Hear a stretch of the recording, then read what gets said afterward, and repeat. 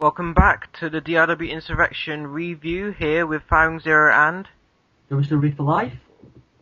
and we just finished our talk about the YouTube Championship. So the next match was the DIW Divas Championship match between Sunny, Violet, and Nicole. So shall I start? Do you want to start? I'll start with this one actually. Okay.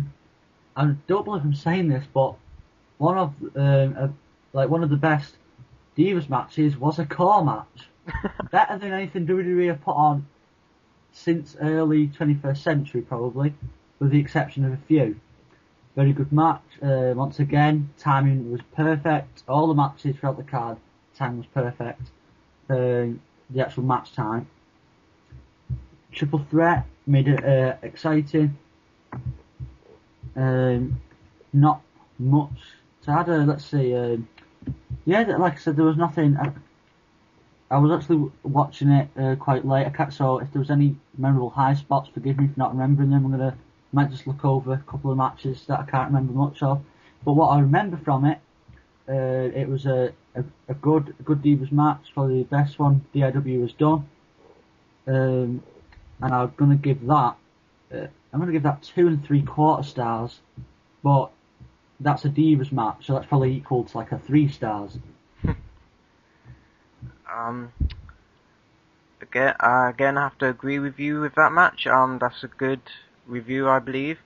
One thing is though that my friends at school that watched it, a couple of them complained that Violet won over Sunny because I had been pushing Sunny before. The decision to do that was, I think it was better at that time for Violet to win the championship over Sunny because, to be honest, have to build up a credible title reign rather than just dropping it every month or so. So, even though Sunny was building up a winning streak, I think Violet was the best choice to win that match. So Yeah, I agree. So overall, this is actually kind of tricky. I say 2.5 stars. However, like you said, it's a Divas match, so if it was a male match, it would have a high rating. But because it's Diva match, it went down like a little bit. The fifth match was. I have trouble remembering the matches for some reason. The tag team turmoil match. You can start with that one. Okay, this could be long.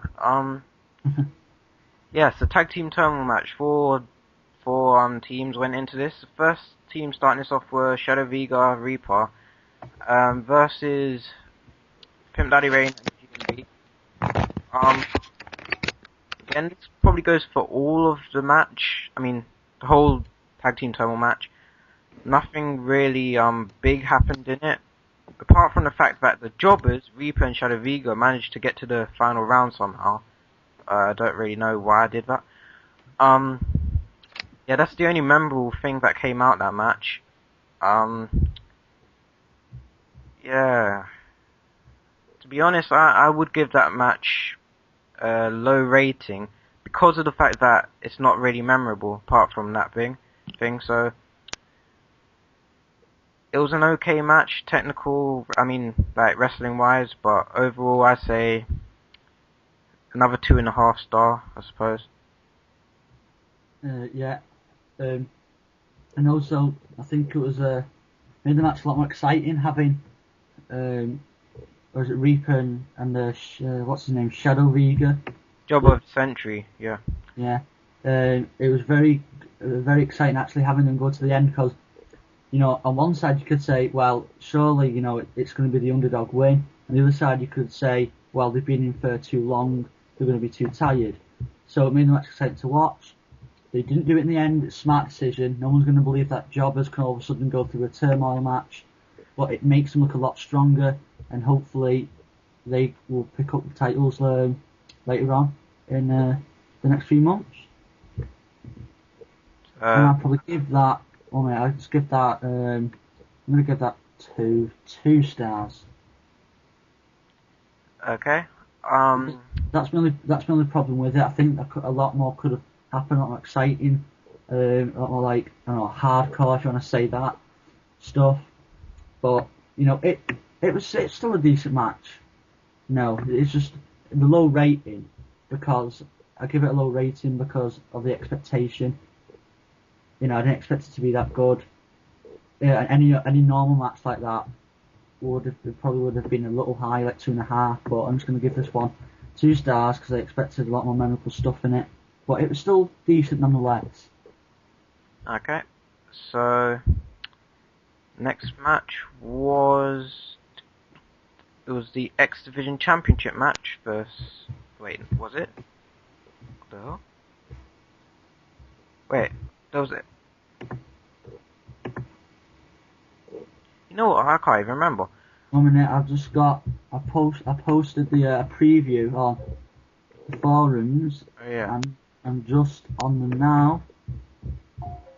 Let's see. Okay. Right, Titan Terminal. Yeah, it was. It was the triple threat for the X Division and number 1 contender championship and number 1 contendership for the DIW championship. Then Giganta versus Ryan versus Stevie Francis. I'll let you start. Okay. Again, I thought this match was okay. It probably wasn't as good as it should have been, but it was good nonetheless. But like you said with the last match, it probably should have had more memorable moments.